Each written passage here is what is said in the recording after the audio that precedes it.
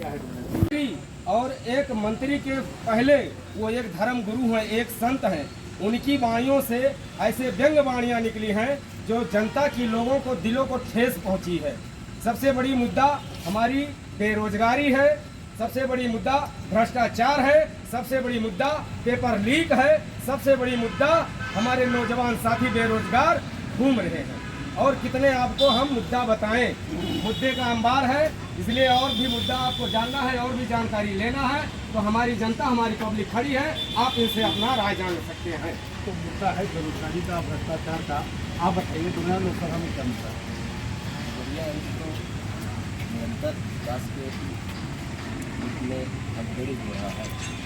यहाँ हर तरफ आपको विकास दिखेगा, जहाँ आपको सड़कें नहीं दिखती थी आज यहाँ प्रकार की सड़कें दिखती है।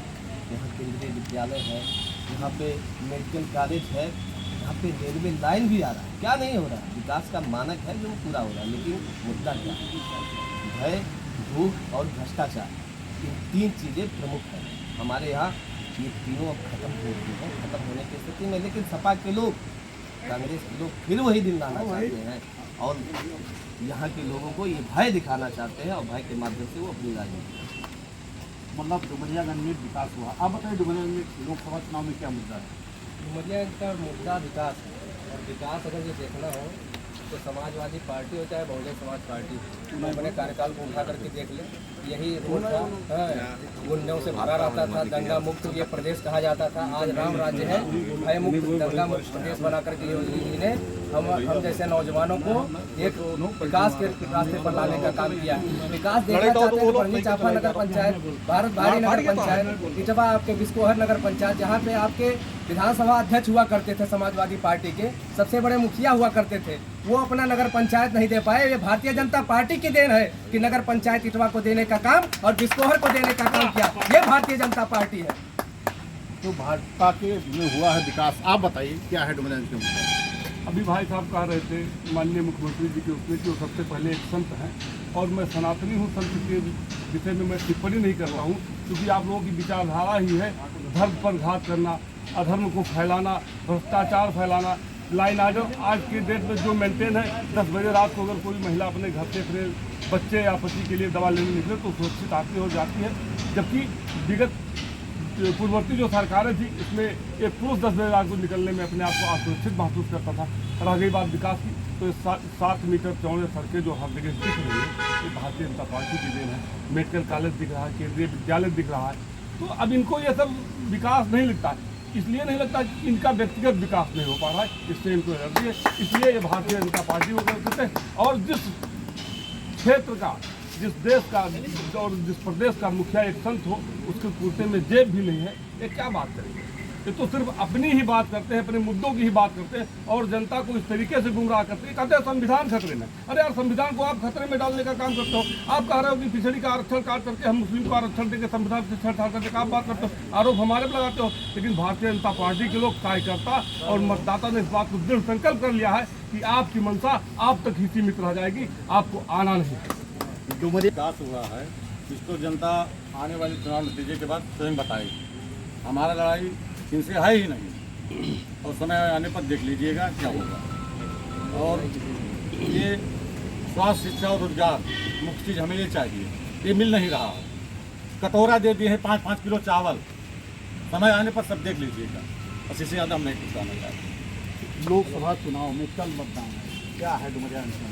महंगाई, बेरोजगारी और सड़क। अभी भाई साहब ने कहा बड़नी चापा नगर पंचायत की वजह से, बड़नी चापा नगर पंचायत में बड़िया बाजार से लेकर बड़नी चापा तक चलने लायक नहीं है। अगर नहर नहीं होती तो लोग वैसे गए नहीं जाते, जो है अब चलना भूल जाते हैं। हमारी लड़ाई है भी तो नहीं, हमारी लड़ाई तो जो है हमारी पार्टी से है, इटली से लड़ाई है, दुश्मन है, किसी हमारी लड़ाई राजनीति। आप बताइए डुमरियागंज लोकसभा चुनाव में क्या बताइए? भाई साहब, पेपर लीक की बात कर रहे हैं। पेपर लीक इनके जमाने में नहीं होता था, लेकिन ये लोग मैनेज कर लेते थे, मैनेज करके नियुक्ति पत्र देते थे, ओके नहीं करते थे। लोग मुद्दे बात करते हैं, जिस सड़क पे चल रहे हैं वो भारतीय जनता पार्टी की दे रहे हैं। 7-7 मीटर की चौड़े गांव-गांव जोड़ रही हैं, क्या विकास देखेंगे लोग? क्या नहीं है? राजकीय डिग्री कॉलेज, पॉलिटेक्निक कॉलेज कुछ निर्माणाधीन है, कुछ अरे यहाँ के बड़े बड़े नेता हुआ दिखाई देता, हम लोगों को नहीं दिखाई देता। हम बिल्कुल क्या नहीं। चलिए अब हमारे साथ कुछ यहाँ के पत्रकार भी हैं, हम जानेंगे। बताइए डुमरियागंज लोकसभा चुनाव में क्या मुद्दा है, क्या है? सड़क, बिजली, पानी, महंगाई, बेरोजगारी, भ्रष्टाचार तो अपनी जगह पे मुद्दा तो है ही। ऐसा नहीं कि यहाँ विकास हुआ है, लेकिन लोगों की जो अपेक्षाएँ थी वो अपेक्षाओं में थोड़ी सी कमी है। यहाँ का मुद्दा इस बार मतदाता पूरी तरह से खामोश है। पहली बार ऐसा हुआ है इतने दिनों के चुनाव में कि मतदाता बोल ही नहीं रहा है। मतदाता का मिजाज क्या है ये कुछ कहना जल्दबाजी है। यहाँ पे सबसे बड़ा जो निर्णायक भूमिका अदा करने वाला है वो ब्राह्मण मतदाता है। ब्राह्मण मतदाता ही यहाँ पे जिता सकता है, हरा सकता है, क्योंकि गोरखपुर से कुशल तिवारी चुनाव में मैदान में आए हैं, बड़े परिवार से हैं, ब्राह्मण के बड़े चेहरे माने जाते हैं। इसका कुछ असर दिख रहा है, लेकिन वो असर बरकरार रहेगा ये कहना थोड़ा सा जल्दबाजी, इसलिए क्योंकि ब्राह्मण बहुत बुद्धिजीवी है। 1996 के बाद से अब तक यहाँ का ब्राह्मण मतदाता ये देखा गया है कि वो भाजपा के साथ लगा रहा है। 1989 1996 में यहाँ का ब्राह्मण मतदाता समाजवादी पार्टी के विभूषण तिवारी जी को चुनाव जिताया, लेकिन उसके बाद तमाम ब्राह्मण चले गए, लेकिन ब्राह्मण मतदाता भाजपा को छोड़कर कहीं और नहीं गया। इस बार क्या करने वाला है ये इसकी स्थिति अभी साफ नहीं हो रही। जो सड़क पे चलने वाले हैं, जो नौजवान हैं, उनके अंदर जुनून है, वो कुशल तिवारी बम बम कर रहे हैं, लेकिन जो घर पे बैठे हैं, जो बुजुर्ग हैं, जो मतलब महिलाएं हैं, उनकी मानसिकता क्या है ये अभी कहना ठीक नहीं। तो सब मिला के मान के चलिए कि चुनाव में जीत जिसकी होगी वो ब्राह्मण मतदाता ही तय करेगा। ब्राह्मण मतदाता। अब हम लोगों से और बात करेंगे, बताइए। आइए, ये सही है कि यहाँ पर जो डुमरियागंज लोकसभा का और जो प्रभावी रहा है ब्राह्मण मतदाता मुझे दिन तो और ब्राह्मण मतदाता ही तय करेगा। और जहाँ तक हमें लगता है कि यहाँ का जो खाटी वोटर वो लोकल मुद्दों से होकर के राष्ट्रीय स्तर के मुद्दों पर ज़्यादा ध्यान दे रहा है, और राष्ट्रीय स्तर के तमाम ऐसे मुद्दे हैं जिसको गंभीरता से ले रहा है, और ये पूरा पार्लियामेंट में राष्ट्रीय मुद्दों पर ही केंद्रित है, जो मुझे लग रहा है। देखिए यहाँ का चुनाव राष्ट्रीय पूछिए आप लोगों से जवाब क्या है डुमरियागंज का मुद्दा? मुद्दा कुछ नहीं है। मंगल भवन या मंगल हारी और चारों तरफ है कुशल तिवारी। चलिए ये है जय परशुराम। डुमरियागंज लोकसभा में क्या है मुद्दा? डुमरियागंज में हर तरफ आपको विकास का ही जो भी आप देख रहे हैं, सड़कें, नाली, सभी भरोसा करो। राम मंदिर का मुद्दा, ये जीत है तो पंडित गाड़ी पावे वही जीत है तो हम अपना जीत की गाड़ी हम जीत वाला गाड़ी जब दोनों वर्ष खाएगा तो जीत का खाओ ना। नहीं कहना कि वो हार जीते हैं तो गरिया वजह हार जाए तो गरिया। जब से भारतीय जनता पार्टी की सरकार बनी है, पहले यहाँ कोई चल नहीं पाता था रोड पर। आज भारतीय जनता पार्टी माननीय मुख्यमंत्री जी का देन है, बेटियां बच्ची भी सरेआम चल रही हैं, कोई दिक्कत भी नहीं है। अगर सपा की गवर्नमेंट आएगी तो गुंडावाद फैलेगा, एक भी बाहर नहीं निकल सकते व्यक्ति। चलिए ठीक है, भाजपा क्या है लोकसभा डुमरियागंज का? वोट तो सबको देना ही है, बाकी जो मुद्दे होंगे वो राष्ट्रीय मुद्दे होंगे, क्योंकि सरकार तो हमें राष्ट्रीय लेवल पे बनानी है, तो लोकल मुद्दे का भी कुछ असर होगा। लेकिन अगर राष्ट्रीय लेवल पे देखा जाए तो 2014 के बाद देश में जो चेंज आया है कि अंतर्राष्ट्रीय लेवल पे जो भारत का कद बढ़ा है, उसमें भाजपा का एक बहुत बड़ा योगदान है, और ख़ासकर मैं कहना चाहूँगा कि मोदी जी का बहुत बड़ा योगदान है।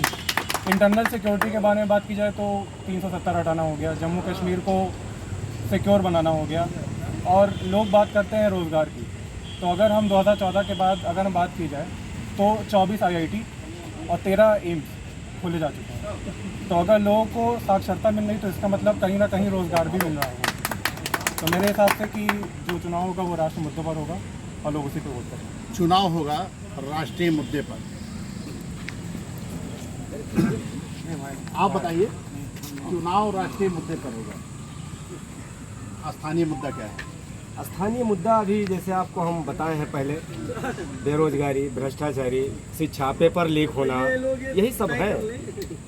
और रही बात जो कह रहे हैं ना, देखिए हम 100 बात की एक बात कह रहे हैं, मैं और कहीं का नहीं बता सकता हूँ, लेकिन डुमरियागंज लोकसभा का मैं ये इतना दावा से कहता हूँ, इतना कॉन्फिडेंस से कहता हूँ कि ये मान के चलिए कुशल तिवारी 1 से 1.5 लाख वोटों से विजयी हो रहे हैं।